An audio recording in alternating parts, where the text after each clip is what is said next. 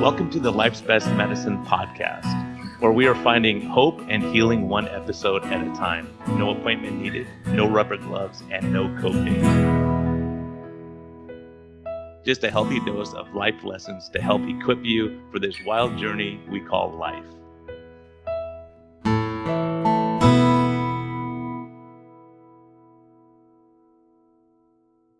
Hey everyone, this is a friendly reminder that we are here for entertainment purposes only. We may not even be that entertaining at times, but this is not medical advice. Talk to your doctor, check with your healthcare professionals before making any lifestyle changes or medicine changes. What we're talking about is our clinical experience and what we've seen. And so if you really want our advice, you can consult us. You can actually consult me as a doctor, or you can consult my guest and get all your questions answered. But we can't give free medical advice because we can't pay our bills with that, but we can help to educate you a bit and allow you to think a little bit. And always reach out to your medical professional before making any lifestyle changes. Thank you. Okay, everyone, you've been warned. It's now December. Man, you're in the middle of the minefield right now from a metabolic standpoint. So enjoy your holidays, whatever they may be. Enjoy your family. Take some time. Thanks for listening to the podcast. And again, I want to thank my sponsors, Keto Mojo, keto-mojo.com. They're doing great work. Their website's fantastic. If you want to go there and get some new information, a lot of great talks are on there. So if you're trying to survive the holidays, that's a great resource. And of course, they help us by checking our ketone levels and sugars to make sure we're on track.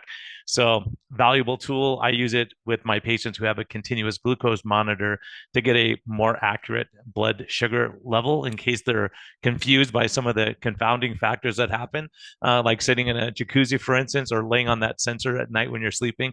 So Keto Mojo, they're doing some great work, great people. And of course, Health Code, great shakes, chocolate, macadamia, and vanilla. Tons of treats you can make for the holidays with them. They have tons of recipes on their website. So I'd recommend you go check them out at gethelp, GETHLTH.com. And thank you for listening, and thank you for your continued support. Enjoy this episode. Discover a new path to wellness at Arizona Metabolic Health. Dr. Brian Lenzkes offers advanced medicine and personalized care, treating the root causes of your health concerns, not just the symptoms. Whether you're seeking direct primary care, effective diabetes management, or medical weight loss, with a holistic approach, our team is here to guide you every step of the way. Visit ArizonaMetabolicHealth.com today to learn more about our innovative health solutions. Hello and welcome back to the Life's Best Medicine podcast. My guest today, it's cool because we kind of just stumbled across each other, going to what it is even called, like mixers, and like trying to get businesses to know each other here, since I'm a new entity in Prescott, Arizona. A lot of people know me in San Diego and other places. So Brooke Miller, welcome. Thank you. Yeah, great to be with you. Thanks for having me. It's so great to have you, because I always look for people like you wherever I'm practicing, because coaching, counseling, therapy, old trauma, and how to help people stay on track. A lot of us say, I know what I'm supposed to do, and I just don't know how to do it. I don't know how to stay on track. And so when we met and started talking, it was amazing how our ideas of medicine and how we see its the challenges that we have, and how not one person could always do everything. So Tell people your story and how you got into 20 some years now of counseling and coaching. Sure.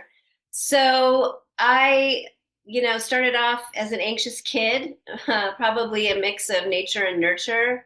I think there's some anxiety in my family history, and had some adverse childhood situations growing up, divorced parents, and, money troubles and food insecurity at times, things like that. So I probably became a stuffer early on, or maybe that's part of my introvert, personality. But by the time I reached my early 20s and college age, I needed to find a therapist. And I had some good therapists through my 20s, and really just felt very held and understood. And, going through that journey of learning to understand myself and connect to myself. and you know, identify what my feelings and needs are and learn how to start asserting myself. So that process was transformational. And then by the time I reached my late 20s, I was kind of in a career transition. I was living in San Francisco at the time, working in high tech PR in a human resources capacity. That was in the .com era. So a lot Oh of yeah. stressful situation, burnt out after 3.5 years. And I thought, I'm going back to grad school. I'm ready to, become a therapist because I really loved that process as, going through it as the client. So anyway, but I still needed to get some traveling out of my system. And I went to a life coach that helped me to get the courage to kind of do my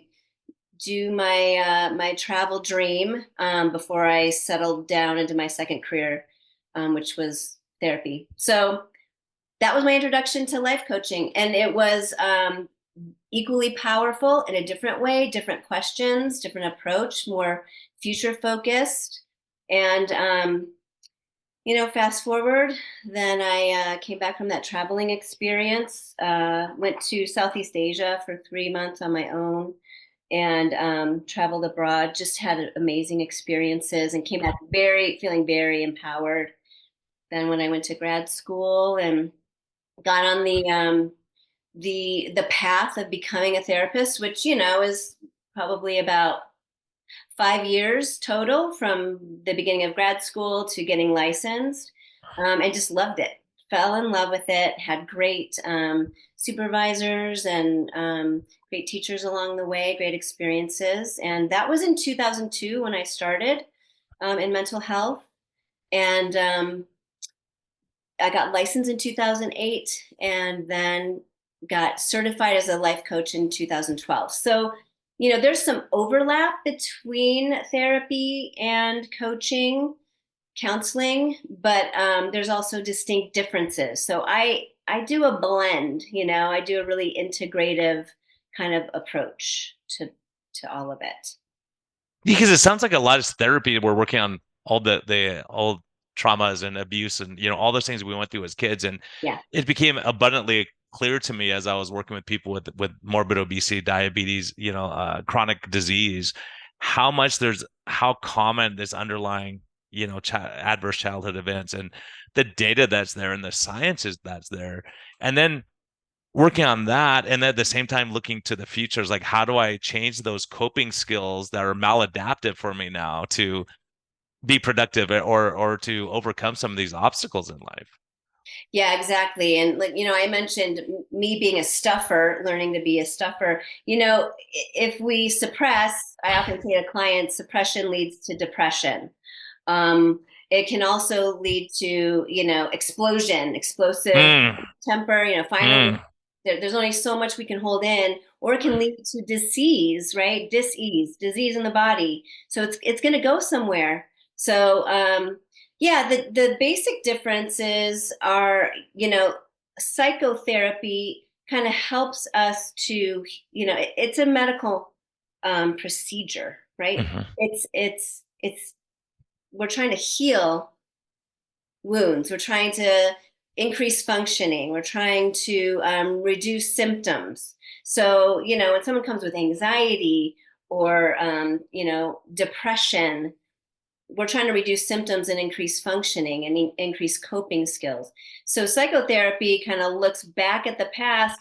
We look at, okay, what are the patterns in your life now? Let's connect the dots. How did this get started? And then, let's look at it now. Hindsight's 2020. Let's understand from an adult perspective, what was really going on there. And let's also, through that process, correct some limiting beliefs that are false and holding us back. Yeah, and that's one thing that I've always noticed too is people who struggle a lot with health problems, they're more the stuffers that they just don't say anything. I'm just gonna they're Yeah. upset. My boss is upsetting me. I'm not saying it. Then they explode at one point. And then the other one that I kind of tease my partner on the other podcast, Low Carb MD, is New Yorker. So I go, you guys just tell everyone off and they forget about it. It's done. Yeah. Right? They just like explode right there and like tell you off and then they forget about you and they go on with their Yep. life again. So I think Yeah. a lot of people are there, and then the nurturers seem to suffer a lot, where they want to help everyone else and put everyone else's needs before them, and they feel like they're selfish if they go relax or they go do something Yes. for themselves. Yes, exactly. You know, that coping approach probably worked, probably served at one point in time, but as creatures of habit, creatures of comfort, we stick to what we know, and it all gets wired in physiologically, gets wired into our brain and our nervous system. So there's a mental and a physical component to our habits, right? So I just do what I know. This is what I do. And this is why I think everyone needs therapy, because we need to kind of dismantle those old ways that no longer serve, and eventually start working against us and find that equilibrium, that healthy middle ground. Yeah, I just recently gave a talk on this that I borrowed from a friend of mine, but it was strongholds and footholds. So footholds help us push forward. We can dig our feet in and climb that mountain and keep going forward. Yes. But strongholds are these coping mechanisms that are broken down fortress that we hide in, but it's broken down around us, not helping us anymore. So maybe when we were kids, going in the room and eating cookies and drowning out the fights that were going on in the house helped us, but now it's causing us problem. If we're gaining weight, we're getting diabetes and all these Yep. metabolic diseases that we're seeing these days. Yep. Totally. And I get it. I had binge eating disorder before it was an actual disorder.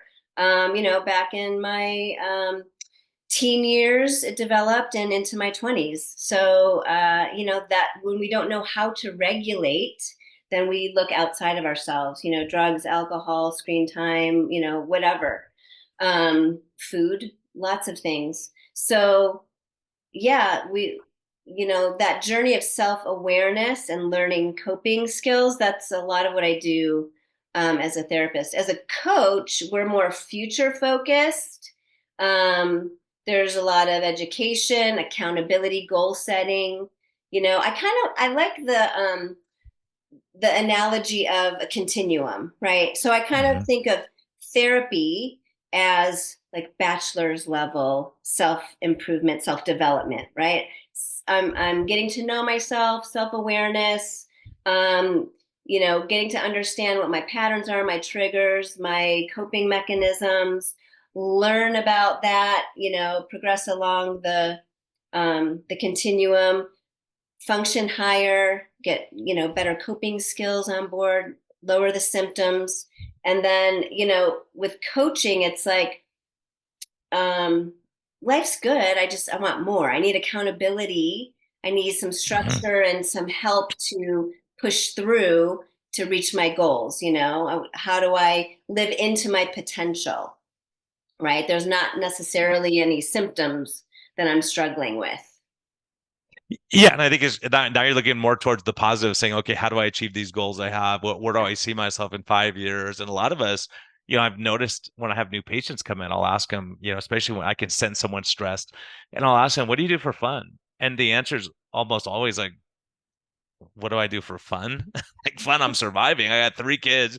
My Yeah. husband's a knucklehead or whatever. When you start Right. realizing it's so many people are going through life and they don't go outside and, enjoy or count their blessings in life. Yes, yes, that attitude of gratitude, the mindset, so important. And so is fun. I tell my clients, serious business. You got to make room, make time for pleasurable activities, or just quality time. Just we need a break, or the Yeah, other. I think that's so important because I see a lot of couples who are struggling and it's always Yes, work. I go, every time you're together, it's work. It's always work. How about just having fun? Like what brought you together in the first place? Like what what yeah, what were those first things that you really liked about this person? And sometimes once they start seeing that, they can see that person for who they are again, and get through some yeah. of these walls that we put up. Yes, and making time for each other. I mean, I see that with couples too. It's easy in the beginning to make time for each other. It's harder to be intentional about that later, but when everything else is prioritized, and I know what that's like. I went through a divorce, so I get it. Mhm. But you have to make time for what's important, and that relationship is so important. It doesn't just happen on its own anymore. Yeah. So what are some things that you're seeing too that are common. Like you say, gosh, people are mostly stressed, or they don't have enough Yeah. time in the day to do everything they're trying to accomplish. Or what are some low hanging fruit that you'd say that a lot of us would like, people listening may benefit from hearing? Yeah. So much anxiety right now. I mean, anxiety was always something that, was common in my practice, but I would say it's really skyrocketed since COVID, you know? And tracking with that has been technology, right? I started practicing before smartphone. So I think, all of this, there's more than one cause to any problem. So I think that's part of it too. 24-hour news cycle. We're just bombarded. There's so many reasons. We're disconnected more than ever. So a lot of anxiety. Um, so there's two ways I love to approach anxiety, and being um, having personal knowledge of anxiety, learning how to manage it for myself, learning how to manage my own stress, my own tendency to get overwhelmed. I know it works for me and I know it works for my clients. First of all, being present, learning how to focus your mind in the moment, bring mind back from the future. What if, worst case scenario, right? Hmm. And then the brain and nervous system starts dumping cortisol and adrenaline because I'm too focused on that picture of the plane going down or whatever it is, right? Hmm. Bring it back. I'm just sitting in my living room. Everything's fine, right? Or we go to the past and we rehearse or we review the past, regret, guilt, etc. That creates depression. So if we can just be present, and it takes practice over and over, bringing our mind back, that is so powerful. Simplest things are sometimes the most powerful things. Yeah, and like you said, living in the moment, breathing, listening Yeah. to your breathing, you know, enjoying your food even. Like some people just wolf their food down all the time and they don't even enjoy it and say, okay, I'm gonna enjoy this and take my time. But we're in such a hurry and we're all guilty of that at times. We go, okay, just shove Oh, something down and get on with your life, and not really slow down. And, like in the yeah. old days when people would make dinner together and you're kind of smelling the food and getting ready for that. But now we just throw it in the microwave and we eat it right away, right?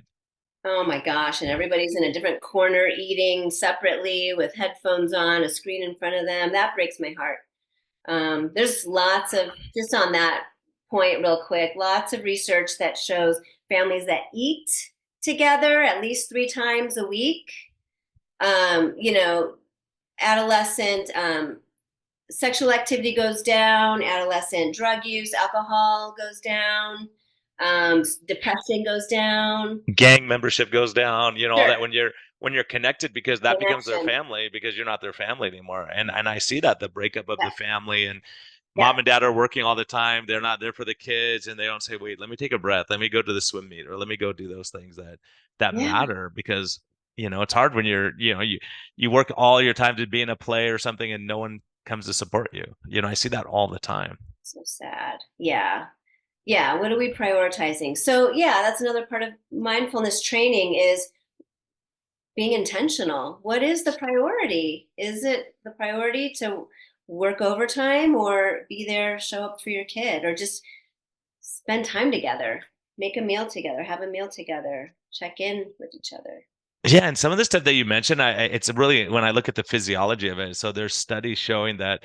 So if we're talking and I say, tell me the most traumatic thing that's ever happened in your life, and then when you're talking, you get these physiologic changes. You get Yeah. stressed, you get tense, your stomach acid goes up, and all these things happen. But if I say, what's the best thing that happened? What's a big honor you? And when people have the emotion is way lower, you kind of smile, and go, oh Mm, yeah, well, this happened, but it's not this emotional connection that we have. And so yeah. many people, especially guys, aren't tuned in. They'll say, I'm not stressed, but everything you see is stress, you Yeah. know? Exactly. And I think that's such a great point and illustration of how our minds, and this is part of what I teach clients, because without understanding how the mind, the brain, and the nervous system works, we fill in with judgment. We fill in that lack of knowledge, that knowledge gap with judgment, self criticism. So the mind generally tends toward the negative, right?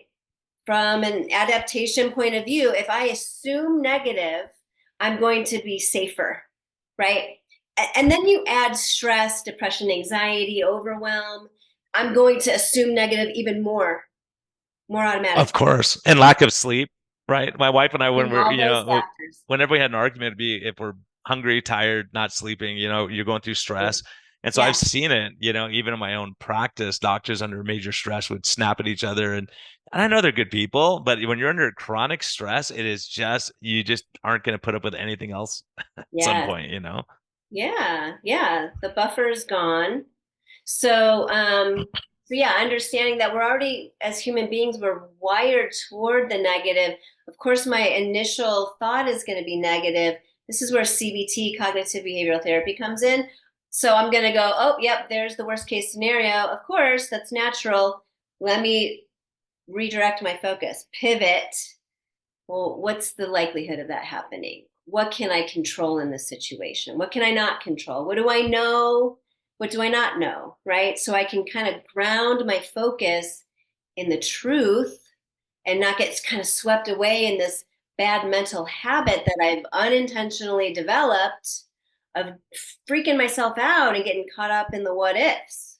Yeah, you think of the worst case scenario. Mark Twain said something to the effect that, he said, I've had a great many tragedies in my life, but most of them never happened. Right? They were Yeah. all in your head. Like you worry about all these things and you Yeah. realize like, okay, I've been through worse stuff. So when you put it in perspective, you go, okay, I've been through worse than this, going through med Yeah. school or whatever, being up all night for all those days.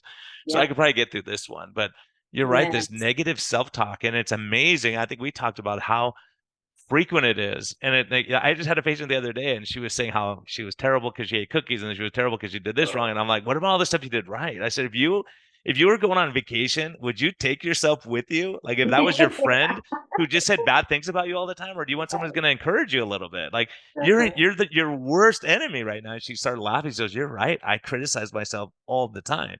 Yeah. You Yeah. know? And research in this area, cognitive behavioral therapy, which has been around for 40 plus years, well tested, it's standard of care in the field of psychotherapy. And it's proven to be as effective or more effective than antidepressants for depression and anxiety. So, just learning how to rewire and change the way we think and what we tell ourselves. 60,000 thoughts a day is what we're processing on average. We're not conscious of 60,000 thoughts a day. And yet, that is the filter and the interpretation through which we are living our lives. It's the meaning we're giving everything. So, it's hugely important to tune in and, change the, the self talk. Yeah, and have that life perspective too. And I've seen people that are going through a terrible illness and they go, there's a lot of people worse off than me. Yeah. And they kind of have this stoic mindset that they say, it's not that bad. I'm gonna like have to go through chemo, I do it. And other people, it's like, oh no, I'm gonna die if I go through chemo. And it's Yeah. sad. And I think a lot of it, this is our, like you're saying, our past experiences and Yep. how did our parents talk to us when we were kids? How were we supported by teachers or whoever it might be? And Yep. and so what we learn, like, if you were abused and you said something to your mom and she didn't help you, you learn you can't talk about it. No one's gonna believe you. Like even your own Yes. mom didn't believe you. Right. Yep. Exactly. So those become, core beliefs, unconscious beliefs that, they direct our life. There's such a good, I have it written down, really awesome quote by Carl Jung. He's like father of Oh yeah. psychotherapy from like 100 years ago. Until you make the conscious, sorry, let me start over. Until you make the unconscious conscious, it will direct your life and you will call it fate. Right? Hmm. We have Yeah. so much more power than we realize.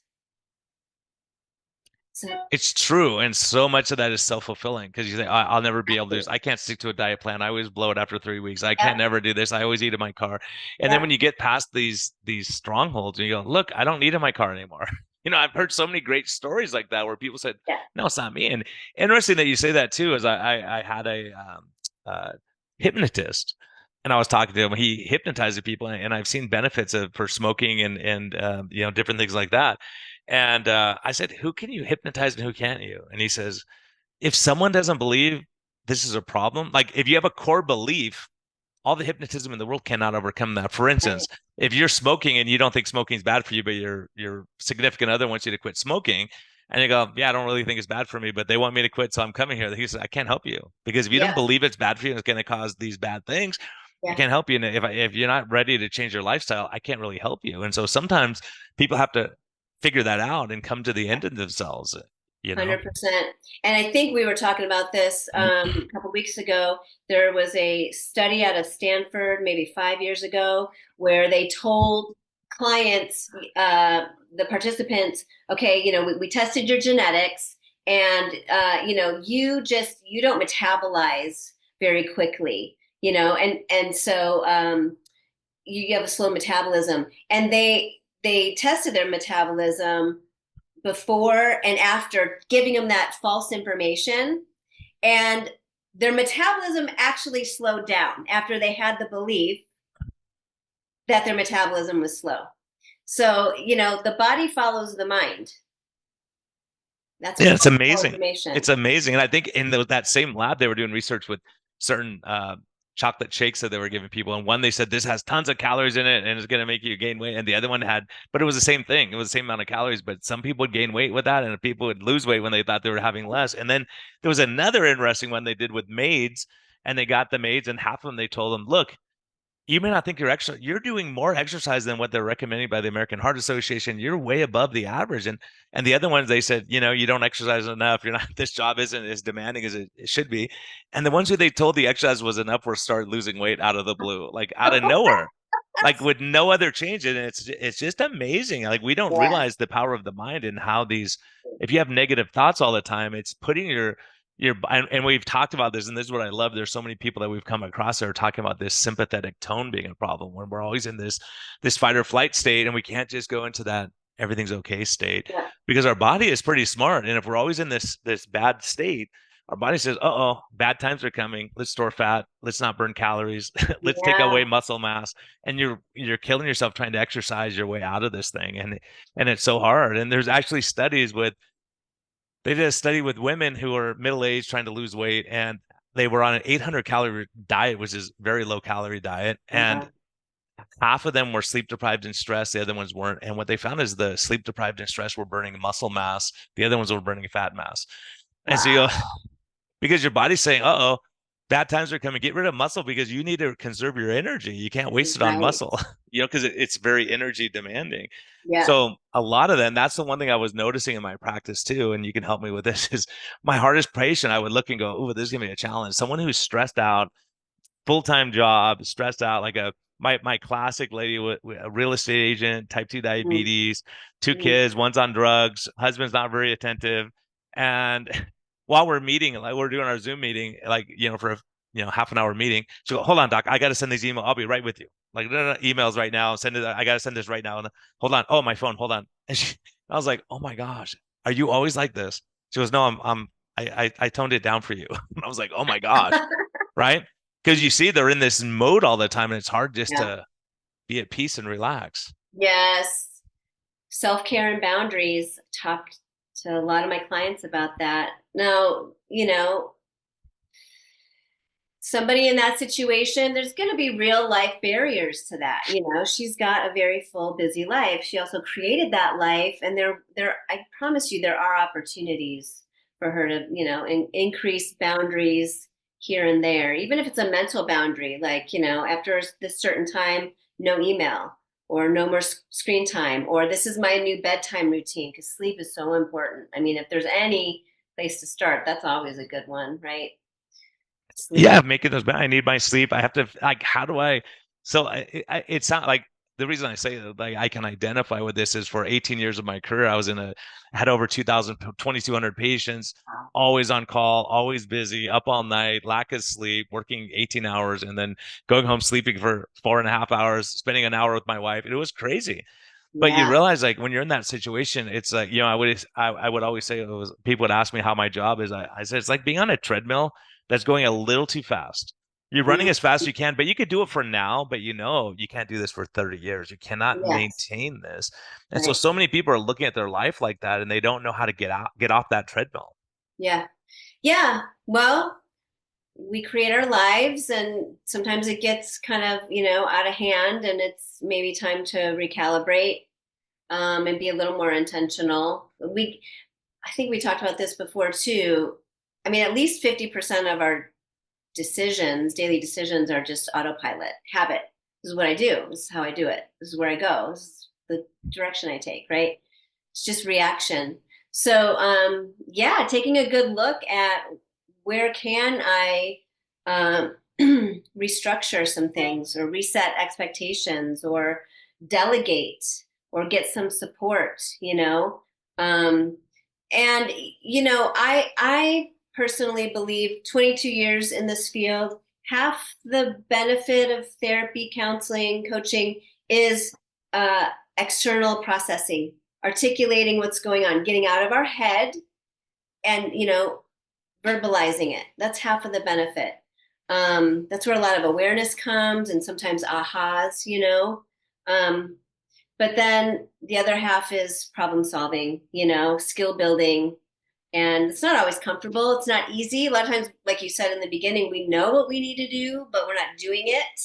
So trying to bring those two things into better alignment, having somebody to be your accountability partner, knowing, okay, I said I'm going to work out, 4 times a week, and I'm going to be meeting with Brooke next week. So, it's easy to break promises to ourselves, but Yeah, and some people, that's what I find too. That's what I love, is that's why I see how much benefit we could be to each other helping people. Because yeah. in my world, I have a continuous glucose monitor, and I tease patients. I go, "That's your lie detector test right there, right?" Because we're going to see it. It's going to happen, right? We're going to see that sugar go up when you have your cookies, and it's just going to be there. But some people, they say, I stick to it just because I know you're going to see it, and it bothers me. I don't want you to see it.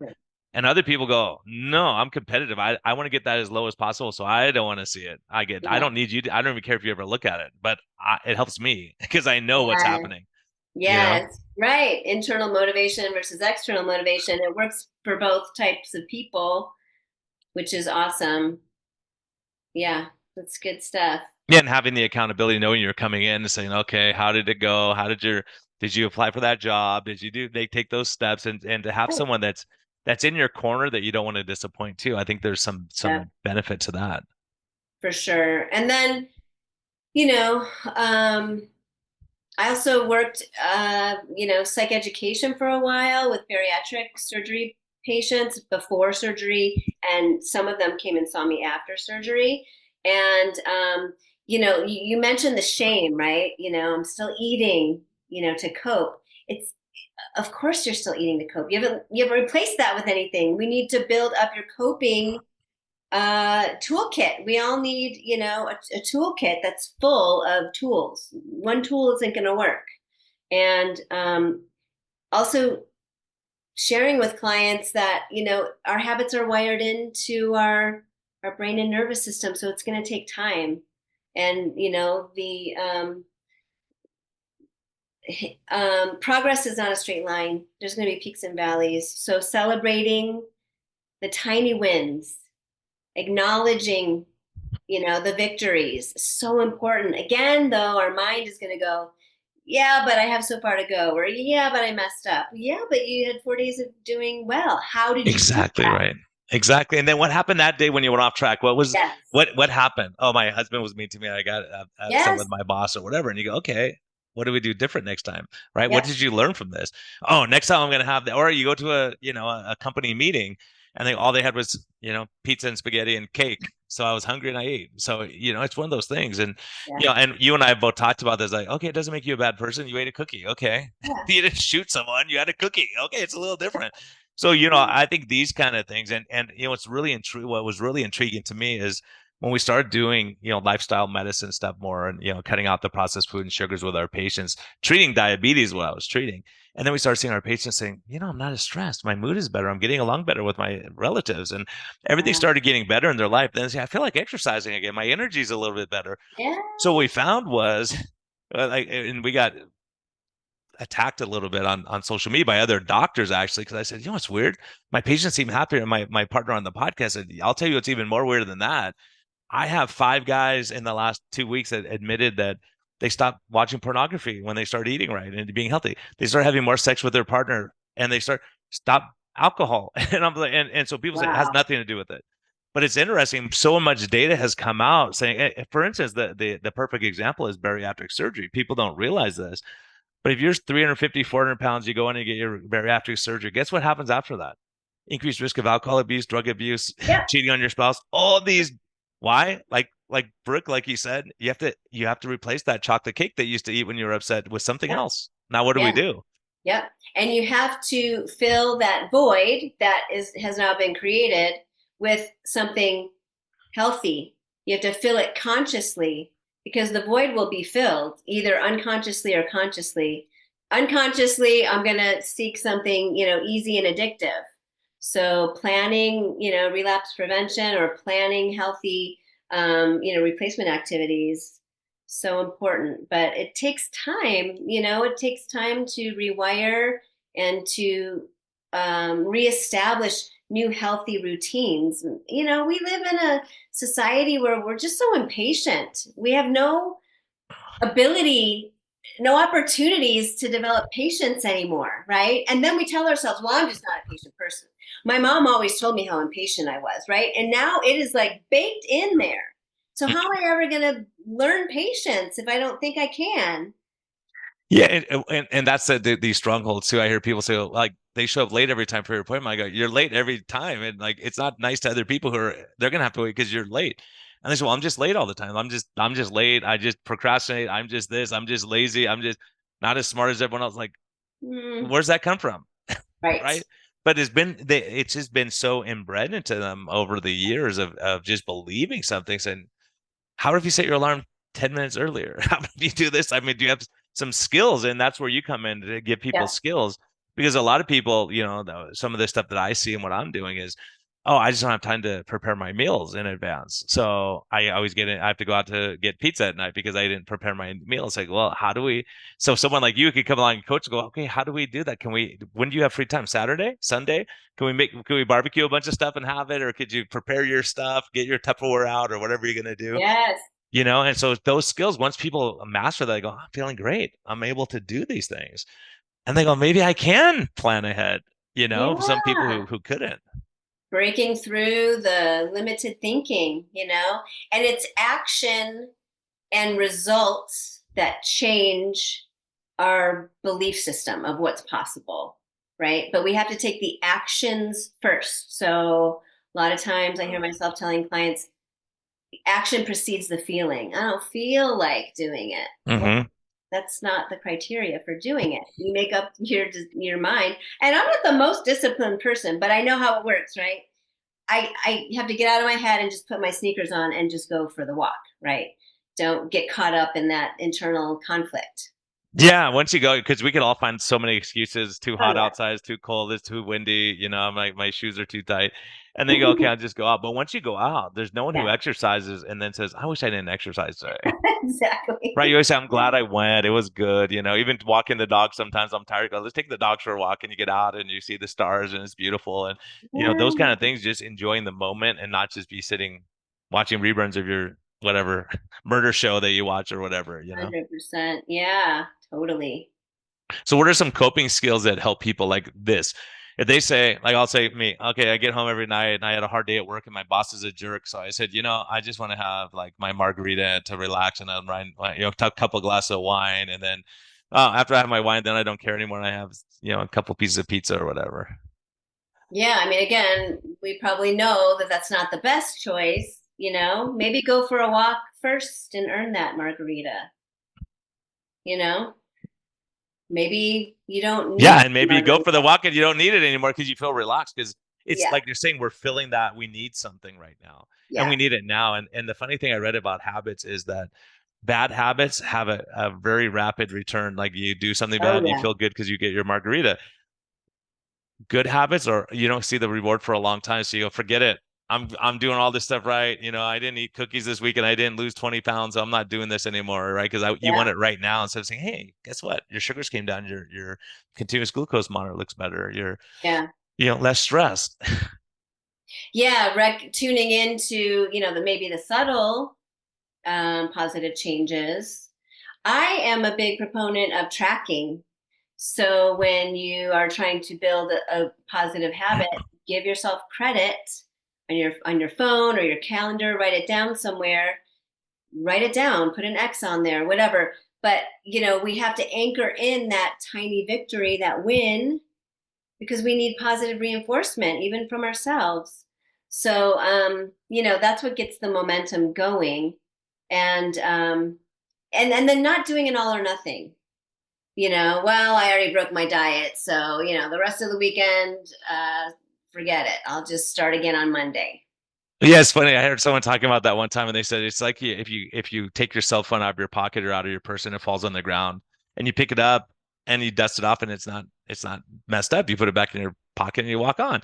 But he says people do this. They drop their cell phone on the floor, meaning you eat the wrong thing for breakfast. Then you pick it up and you smash it all day. It's like I already dropped it once, so I might as well smash it all day. It's like, well, wait a minute. You had Right. one bad choice for breakfast. You can make up for that the rest of the day, right? It doesn't mean because that's what happens to a lot of us. We do it, then we go, you know what? I'm gonna wait till Monday. They go, you know what? The end of the month is in 2 weeks. I'll just wait till the end of the month. Oh, wait, then the Yeah. holidays and all. Oh Right yeah, now, especially, January right? 1st, I'll be all over that. Yeah.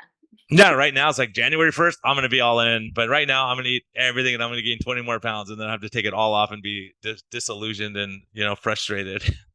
Yeah, we set ourselves up to fail with this, magical thinking or denial thinking or all or nothing thinking, being more nuanced in our thinking, giving ourselves credit where we can, learning from our mistakes, having some grace Yeah, and great. That's what I was thinking compassion. exactly. Yeah, having grace for Yeah, yourself and going, okay, you're not perfect. No one's perfect. We yeah, blow it, you right. know? So you figure out, oh, okay, what do I learn from that? How do I handle that next time? And I Yeah, think that's what life's about is learning from yeah, your mistakes and going, okay, none of us are perfect and don't make mistakes, but saying, oh yeah, well, how can I do that different? And then you're empowered next time because you go, next time that happens, here's what I'm gonna do. And I think also giving yourself credit if you're at the buffet and you don't have the cookies and you go, I didn't have the cookies. And at the time it's hard, but the next day you say, and that's one thing that I noticed too is with a continuous glucose monitor, if people don't write down what they're eating, 2 weeks ago on Wednesday, how the heck do you know what you had for that made your sugars go to 300? You yeah, don't unless you write it down, like you're saying, journaling or writing things down because then you go, oh yeah. yeah, like I just had a lady, she had a bunch of cashews that just happened to have sugar coating on it that she didn't know, and her sugars Oh, went crazy. She's like, "How can cashews do that?" I go, "Well, it happens. It's like sometimes you just realize you may be sensitive to cashews, but someone else can eat all those cashews and not have any problems. It depends where you are right. metabolically and where your stress level and where your sleep is, and it's amazing how all these things tie together. Yes, I You know. know, It's all connected. so figuring out how to have better coping and to be able to take a breath and go, okay, I'm not going to get so frustrated or upset. Let me think about this a little bit, and Yes. giving people that option to just calm that nervous system down a little bit. Yes, I call it sacred pause. Bring mind and body together in this moment. You see yourself reacting. Gosh, why did I do that? I'm so stupid. Stop. Just Mm, interrupt. Pattern interrupt. And I teach diaphragmatic breathing, to down regulate the nervous system. It's okay. I made a mistake. What can I learn from it? I still have, I can learn from it. I can plan my next meal, right? Course correct sooner. yeah, and like you don't need to tell yourself you're stupid. You go, okay, am I stupid? Like that's what I do when someone says I'm so stupid. Like, are you? Are you? Don't you have a college degree? Didn't you do this? You do this. You raise your family. You're doing all this stuff. You're paying your bills on time. You got to be fairly Yeah. bright, right? And they go, Yeah. yeah, but just in this area, I just don't have any, or that feeling of I don't have any control, right? Right. Not to have control over stuff is really hard for people. Yeah. And, honestly, a lot of times that brings them back unconsciously to the past. Maybe there was, experiences in the past of being out of control. And so bringing the unconscious to light helps us to be able to, make more conscious choices. But yeah, regarding the self talk and developing more self compassion, I mean, so many of my clients, I mean, you wouldn't say that. What would you say to a friend? You wouldn't tell a friend who ate cashews unknowingly that were had sugar on it. You wouldn't say, "Oh, you're so stupid," right? Yeah, You would say, "Oh, I'm sorry. What are you gonna do next time? Read the yeah. label." You know.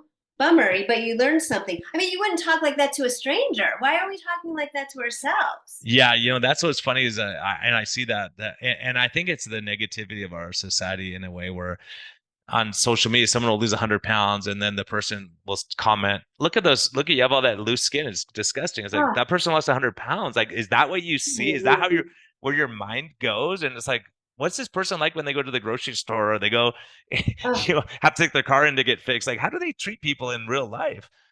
yeah. Well, I have two thoughts on that. One is they might be very polite in real life because isn't this part of True. what They're social hidden. Yeah, you're hidden behind yeah, that's kind of the joke too, right? Yeah. is horrible. The other thing is what people say and do tells us about them. I mean, it's hard when you're on the receiving end of that not to take it in, but this is where, emotional boundaries, which is a skill we have to develop and practice, really important to recognize, whatever that guy said about me, that's on him. That's on him. He's telling me about him. Yeah. That's Yeah, not. and that's what they say. They say that says more about the person commenting than you. Yes. It's that negative, like you see that and you go, gosh, I feel bad for that person. I feel more bad for the person making the comment and say, gosh, why Right. don't you just be uplifting and kind and say, wow, that's amazing. Or not Amazing. say anything if you don't need to say Or anything. You don't need to be nothing. negative. Yeah. Just go by and go, okay, I don't agree with you, whatever. Yeah, and it's amazing, and that's the things that we see. The common stumbling blocks for people. They'll be doing great, and then the holidays come, and their family go, just have a piece of pumpkin pie. But they're food addicted. Some people are like you're saying, binge eating disorder, or if you can't control it, then you can't just have that first bite of whatever that is. Yeah. If I can't stop eating ice cream, right? Very few people. I wouldn't say very few people, but not everyone has that. A lot of people just social and go, hey, when I get together with my friends, that's just what we do, and it's not a if I have it or don't have it, it's not a big deal, but that's just, we just tend to drink or we tend to have ice cream when we get together. So, and some people will say, instead of doing that, why don't we go for a hike together? Let's go do something that Yeah. we're both trying to lose weight. Let's do it. Let's do something a little different, or let's barbecue in the backyard rather than, having Yeah. every dessert known to man. Right. Yeah. Or fruit. Cut up some fruit. Maybe put a little, fresh whipped cream with no sugar on. I mean, yeah, Yeah. the Greek yogurt with some blueberries and you're good to go. Right. yes, exactly. Yeah, Alternative. and that's it too. And people don't want to be deprived. And I think there's a mindset of that too. It's like a lot of us who struggle with weight, like you say, well, if I don't eat now, I'm gonna get hungry. Like things are, I'm getting, you know what I mean? Like everyone Yeah. else is eating. How come like I'm the only one who can't have that dessert? And so it's hard when you're trying to make those life changes and try to be consistent with a lifestyle. And sometimes you're gonna say, hey, it's worth it. One of my patients I love is she's doing such a great job, but she says, look, I don't look at myself and tell me, yeah, I just look at it and go, is it worth it or not? That's not worth it. Right. Love it. So for instance, if you made your favorite dessert that you always make, I may say, oh, I'll try that. But if it's something that you go and it's a ding dong that you've had 1,000 times, you go, okay, I don't really, it's not worth it. Not worth it for me to feel bad about myself or not be on track. Yeah. It's not worth it for me to skip my workout if if I'm not feeling good about myself or my pants don't fit. Yep. So, so who's your ideal client? Um, One of my ideal clients would definitely be like the anxious overachiever, who's left themselves out of the equation just out of habit, caregiving for everyone else, and needs support and help to put themselves back in the equation, learn how to reconnect to themselves, and create more work-life balance, you know? Yeah. Yeah, I think that's so important. I think anyone listening, no one says, "Oh, that person worked the most hours of anyone in the company when you die." Right. They're going to say, "Hey, they were there for me when I needed them, or they called me when I had a hard time." And a lot of us fall short on that. And Yeah. so, what's your favorite part of your career path? Like, what gives you the most job satisfaction when you say, "Yeah, I see maybe someone's life isn't getting better, or they're smiling when they used to be stressed, or there's certain things you go, yeah, these are like life changing things that I see." Yeah. Again, I do a lot of teaching and skill building around emotion regulation. We all need to learn how to regulate our emotional state, right? And so when I have clients I've been working with for a bit who begin to recognize, their patterns, their triggers, and how to respond differently instead of just react, and they learn how to manage their emotions, manage the stress, manage the anxiety. Um, I've helped a lot of people come off of benzodiazepines Mm. for panic attack, learn how to regulate with the breath, right? So It's amazing, isn't it? they It's don't have panic amazing. attacks anymore. Yeah. So learn that's so empowering to when we feel out of control in our bodies. I mean, that's a really scary place to be. So when I see that fruit develop and people have more control over themselves and they become more empowered, that is, that's the gold right there.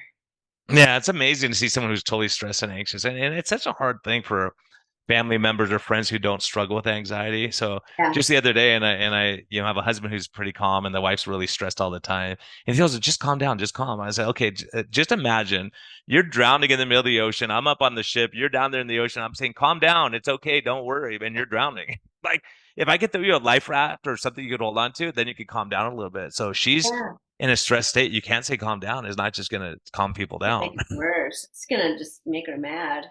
Make you mad too. That's not a good thing. All the husbands out there going, yeah, yeah, yeah, that's true. Like that, yeah. When you're frustrated, and someone says, "Calm down." Well, I'm trying to if I could, but having the tools of being able to breathe, say, "Oh, when I feel this coming on, what can I do? Can I breathe? Can I, stretch? Can I go out for a walk? Can I do my yoga or prayer or meditation or whatever, wherever you find your peace, right? To bring that Yeah. sympathetic tone. Because if we could push a button and decrease everyone's sympathetic tone, I think a lot of our problems would be solved. Oh yeah, for sure. We're just wired that way to be driven, and it's hard. Someone who's driven, they want to start their own business, they want to be successful, they want to prove themselves, and then when you get this, like you're saying, out of balance, Hmm. right? So when you get your balance back, you could be that much more successful at what you do because you're grounded. Yeah, and you can enjoy the fruits of your labor. Enjoy, the beautiful family or the vacation that you can take together, all of these aspects of your life that you created. But when we get caught up in that frenetic pace that our society, kind of it's become the norm, we have a choice, but it requires, being a little more intentional and trying to break those bad habits, create better habits, just Yeah, seeking. and then seeing what matters to people around you too, right? So the one thing that was helpful, I don't know if we talked about this before, but when I was in med school, I was working like you go to the hospital, you're gone for 3 days, you're just tired and beat up, and I would come home, my wife would be cooking and making my lunch for the next day and doing all these nice things, and I'm like, I just want to sit down and talk to you. I haven't seen you for 3 days. Let's just spend Yeah. time together. So it's funny because she like ultimately she said, Brian, we read this book, and I'm looking at this big huge stack of med school books I have, and I go, yeah, I'll read it begrudgingly, but it was the five love languages. And it talks Uh-huh. about like, some people it's gifts, words of affirmation, quality time, acts of service. For her, it was acts of service. So I go, Yeah. hey, let me do the dishes. Like I knew it was going to be a good time that night. So I think it's those things when we learn like what's important to that person, right? And you Right. see if someone wraps your present up and they make this huge presentation for you, it's like when their birthday comes, you don't give them their present in a brown bag. Like us guys don't get it, Right. right? But or flowers, if I bring my wife flowers, it's like no big deal to her, but if I help clean up the house, it's a big deal, right? So you start learning like what makes Yeah. those other people around you tick, or people at work, and it seems so silly, but it's very profound. A lot of people I've seen, the relationship changes when they realize, oh, Brooke lights up when I say she looks great today, or if I bring her flowers or whatever, and other things you don't even care about, but I care about it. So we give the Right. way we like to be given to. 100%. Yeah. So, I mean, it's that service mindset, that service mentality. Let me study the other person and speak their language, connect to them in a way that's meaningful to them. That's what makes a strong marriage, right? Is studying your partner, knowing your partner, trying to be of service to them, prioritizing their needs on the same level as your own, you know, easy And peasy. not triggering him if you can avoid it. Yeah. Knowing your you know triggers. like Yeah. that's not the right expression. Don't use that expression. Don't say you're just like your mom or just like your dad or whatever. Right, right. Those are like those kind of things. And so yeah, so I'm so happy with what you're doing. I love that we could have patients in common. And if people want to track you down for your services, how do they Yes. find you? BrookeMillerCoaching.com. Brooke with an E, BrookeMillerCoaching.com. I mean, I'm not just a coach, I'm a therapist primarily, but I bring that coaching approach because I feel like people really want to, uh, they want movement, they want change. They come to me when they're stuck, right? They don't want to just stay stuck. Yeah, So you figure out the problem and you get unstuck from it. Until you figure it out, you never know. You go, why am I upset all the time? Why am I frustrated? Why am I? yeah, And then you go, oh, here's why I'm frustrated because I'm not in the job I want to be in. I don't like the people I work with or whatever it is. And so yeah, there's so much of that. I think that there's so many people that are just frustrated at work and then they come home and take it out on their families because and so it's a hard thing. And I yeah, think a lot of guys, their love language might be saying, hey, look, I want to provide for my family. yeah, But in that, they lose their family because they're working so hard to get that new car, yeah. the big Balance. house, and like it doesn't really matter ultimately. Yeah, don't forget, Find the balance. Like you're telling people, find the balance. yes. And So two, for you got oh, two go different. ahead. Well, I was just gonna say, yeah, it's we need to check in and reevaluate from time to time. Is this serving me? Is this serving what are my priorities, right? And Yeah, and I think bouncing it off other people and talking to your partner, your friends, your family, and all that stuff, and ask their opinion on things, and so it's great. Like when I left my 18-hour a day job, I said I think I just resigned, and she said, "Good, it's been a long time that we've been waiting for this. Let's go on and do our thing." So I had her complete support this whole time, like that's awesome. jumping out of the pan into the fire, but never look back. It's been one of the best decisions ever. And so for Brooke, Miss Balance, like what's life's best medicine for you? Like where do you go? Where do you find your peace, your balance? Like what would you tell your friends matters if your friends are asking you what's important in life? Yeah, I mean, a few things. I'm a quality time person, so I love spending time with, friends, family, loved ones. Sometimes it involves travel. Sometimes I have family, that are kind of spread out. But that's a big one for me. Gardening has become a really great outlet. I have a little bit of a garden. I like to grow food. I'm not really a flower gardener. I want to get something out of it. If I'm Yeah, gonna it's cool when you see time it and coming. You're like, money. there's gonna be fruit on that thing pretty soon. There's gonna be vegetables Yeah. coming. Yeah, it's super cool. Yeah, so I work from home because my practice is 100% remote and telehealth. So I'll go out there in between sessions and feel the sun on my face, and talk to my plants and pull off the dead leaves, and it's really rewarding. I love it. There's a lot of life back there in my backyard. My daughter and I have chickens and bunnies also, so I just love all the life back there. It's a labor of love. I'm not That's cool. Yeah, I'm not saving any money at the grocery store, but it's fun. It's But you enjoyable. got good, healthy food, right? You're good. Yeah. Having your Yeah, own eggs and exactly. everything. That's pretty cool. I love that. Yeah, yeah, the eggs are really cool. And we have a couple of Easter egger chickens. They're laying started laying blue and green eggs, which is so cool. Oh, really cool. Yeah. We're hoping for. Oh, very cool. Yeah. And in recent years I've become more put more focus and emphasis on my spiritual life. And so that has helped tremendously too with stress and anxiety. Um, so I recommend prayer, church attendance, whatever your spiritual practice is. That's helped me a lot. Yeah, and that's a part of the reason I started this podcast because low carb MD. If we talked about faith or all these other modalities, we're talking about sleep and stress. People go, no, just talk about low carb. I don't want to talk about this. Like, well, it's all important. Metabolic health is all these things, right? You Yeah. can't just fix one part of your car and like let the engine die. You can't just Right. change the tires. You got to change everything. So these are all really important things, and I think the important things you're saying is like having balance, being able to find your way. And so, if you're out there listening, and Brooke, you could take clients from all over, right? I can. I mean, I am licensed in Oregon and Arizona for therapy. But I can do coaching with people anywhere. I always do phone consultations in certain cases. Like if addiction was the major issue, I couldn't just coach somebody who, was struggling with addiction. I would, if they were in California and I'm no longer licensed there, I would want them to see a therapist, and I could see them and we could coach on a certain specific thing.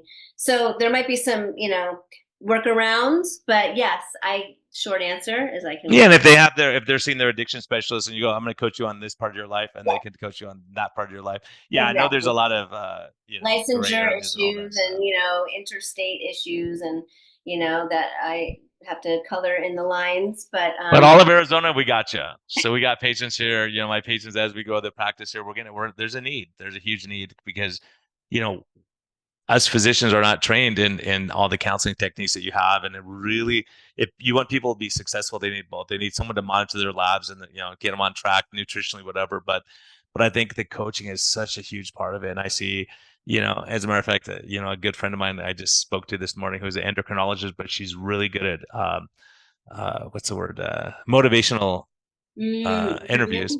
mm-hmm.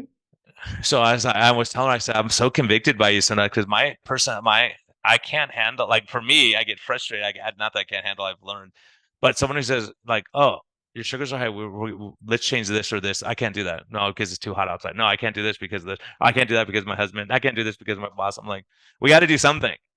You're sinking. We got to do something. But saying, why is it that you can't do that? And then when we can get to the bottom of that and say, what happens if you could do that? What would happen, right? If we got you off insulin? And so it's hard because, like, what I'm getting at is that's why we need to have this ongoing coaching and counseling and really ferreting that out, in a way where we can say, oh, you are able to do these things. And then when they believe they can do it, then they're unstoppable. Yes, exactly. But they need the training wheels first, that accountability partner, right? To get going, to prove it to themselves that, oh, I can do it. Yeah. Yeah. So, Brooke, thank you so much. Thanks for joining me. And, I think I appreciate you taking it. We're both in the same area right now. So, taking out your Friday afternoon with me. So I appreciate that after a busy day at work. But have a great weekend. Get in the garden, go have fun and enjoy life. And everyone listening, be kind to yourself, be kind to others. There's a ton of wisdom here. If you need more wisdom, call Brooke, let her help you out, get some coaching, get back on track. And it's not, especially us guys, it's not a sign of weakness to ask for counseling. It's strength, because saying, look, I need help. Because guys, when we're lost, we don't ask for directions. We'll drive around all day, but now we have GPS to help us. So that helps somewhat. Takes a lot of strength. Yeah. But Brooke, thank you so much. Thanks for joining Brian. us. This was so fun. Appreciate it. I enjoyed it. Have a great weekend. Me too. You too.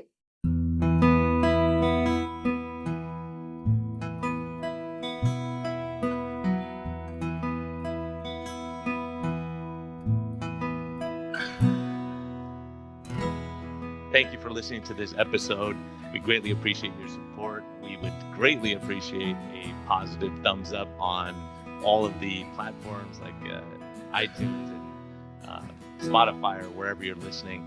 And we just thank you for our Patreon supporters. We greatly appreciate your help in getting this message out. We think there's a lot of important information. And hopefully this helps you. Have a great day, and thank you for listening, and thank you for your support.